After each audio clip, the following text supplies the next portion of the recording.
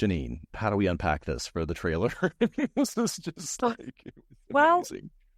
I don't know. Transcendent seems like such a huge word, but honestly, a lot of Janine's vision is transcendent. It's going above and beyond creating a society that works for humans and gives us what we want in the short term to creating systems that kind of unite us with nature and become mutually beneficial for both sides. Like, what could be better than that? And I appreciate that she and Flo both brought it down to the really individual human level so that, I don't have to be some sort of corporate decision maker. I don't have to be a lawmaker. I could just be me, and there are still tools and there are still ways that I can increase what I give back to my natural community.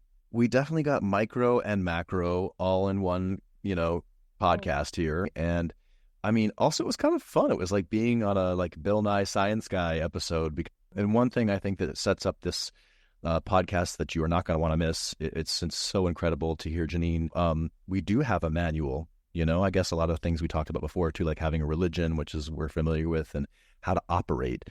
But Janine gave us an operating manual today, and also has been doing that for the last 26 years.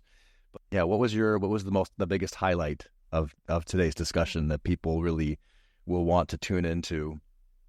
The idea that most struck me, I guess, is that, as an adult person, I've always wanted to be more self-sufficient in my life, like to be a good steward of what I have sort of influence over, my home, my property, my family, whatever.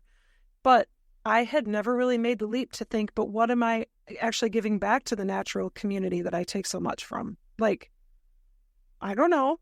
Sometimes I put my compost in the ground, or I might give my kitchen scraps to my chickens. So it's not that I'm not trying, but I never made that leap that really the next level is not dependence on this centralized, globalized, really fragile system. And it's also not independence from every other system in the world. It's interdependence with the natural system that I experience locally. So that was a very cool concept. I love that.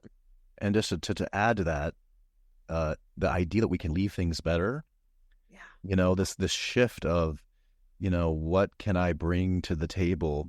Maybe I'm not here to get anything. Maybe I'm here to are my gifts, and I think plugging into that type of consciousness really gives me particularly so much hope out of this conversation that we heard today. Was that like, oh my goodness, like Janine and her partner have made the land better. And then she said, we didn't make it better.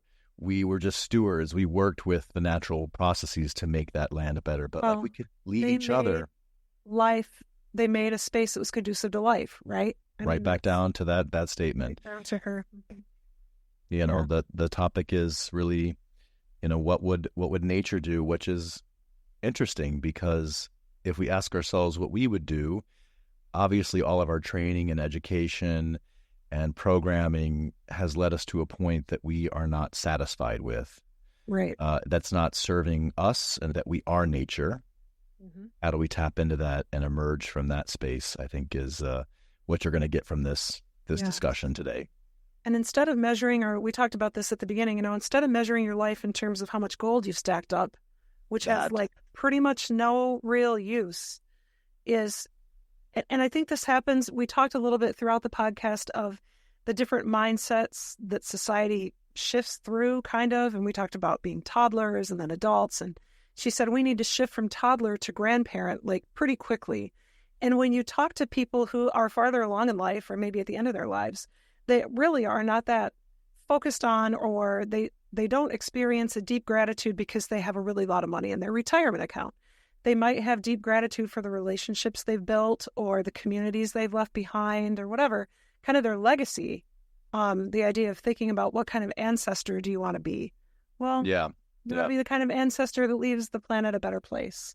Yeah, so, I love that too. And it was such a great analogy of like, we're little children with the matchbox, and that we do have elder generations among us and geniuses among us, and they are found in the trees, they're found in the fungi, they're found in your backyard, and maybe even under your microscope, as Janine said that was her first toy as a child, which I loved.